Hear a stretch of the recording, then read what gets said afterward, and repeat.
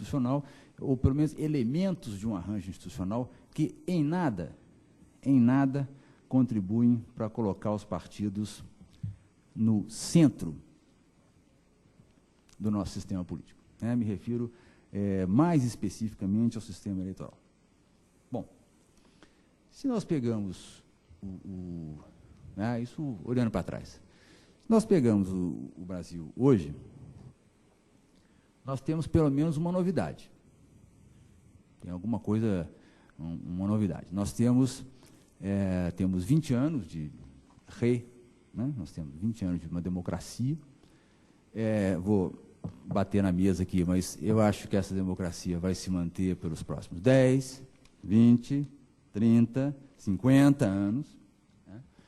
Então, a gente, pela primeira vez no Brasil, tem a perspectiva concreta de termos um longo período democrático, o que significa dizer que teremos um longo período onde os partidos vão poder ser submetidos àquilo que é a essência e aquilo que define que partidos sobrevivem, que partidos não sobrevivem, que é a competição pelo voto popular, a competição pelas vontades, pelas paixões, pelos interesses, no sentido de levar tudo isso ao sistema decisório.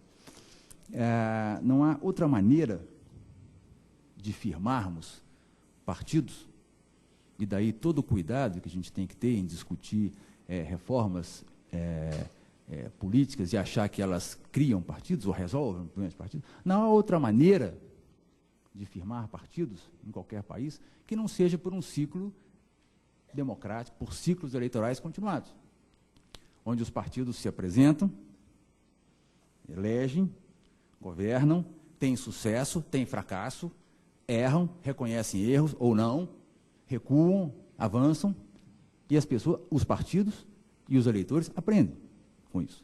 Nós estamos vivendo agora aí um momento de aprendizado, certamente. Sem esse processo não há como, a não ser por obra e graça de algum divino Espírito Santo, como um partido tomar forma. O nosso sistema atual, ele passou por, ele tem até hoje, pelo menos 3 fases muito claras. Uma primeira fase de uma matriz bipartidária, que surge em torno de PMDB, PSDB. Essa matriz implode no meados dos anos 80. Nós temos aí damos início a um caótico processo de reorganização partidária. Esse processo se mantém até meados dos anos 90, 94, 1994, a eleição de 94 é um marco, e depois nós entramos num processo de estabilização relativa, pelo menos até hoje.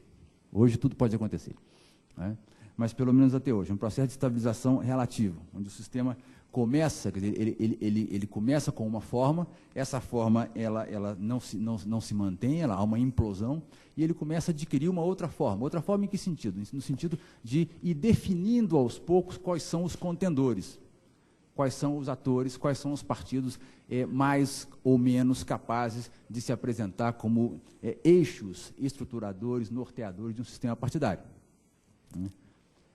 Até onde nos informa esses últimos 20 anos, eu diria que 3 partidos,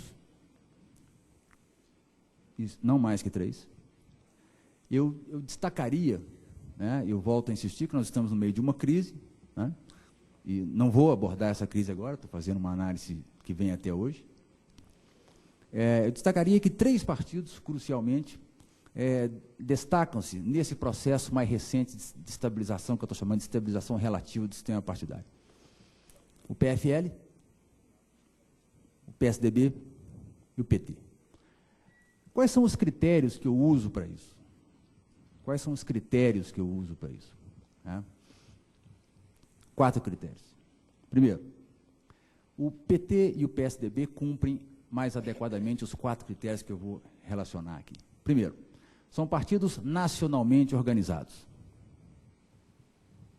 Segundo, são partidos que sistematicamente têm apresentado candidatos competitivos às eleições presidenciais. que são as que, né, vivemos um país onde a principal disputa, né, para os eleitores, por exemplo, para qualquer um, é a eleição presidencial.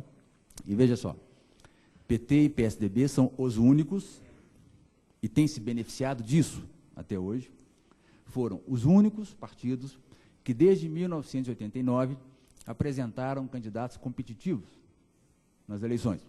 E esse processo de afirmação desses dois partidos nas eleições presidenciais, sem dúvida nenhuma, está vinculado ao processo de nacionalização destes dois partidos.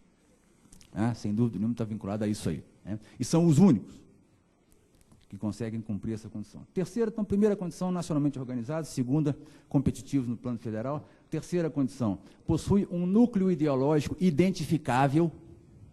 E quarta condição, possui um mínimo de unidade política. Tá? Se nós pegarmos o PFL cumpre 3 desses itens.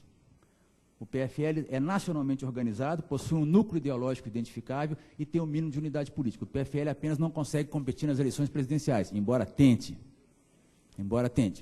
Se nós pegarmos o PMDB, que eu deixei de fora, vamos perceber que o PMDB só cumpre o primeiro requisito. O PMDB é apenas um partido grande, ou seja, um partido nacionalmente organizado. Ele não é competitivo nas eleições presidenciais, ele não tem unidade ideológica visível e ele não tem unidade política mínima.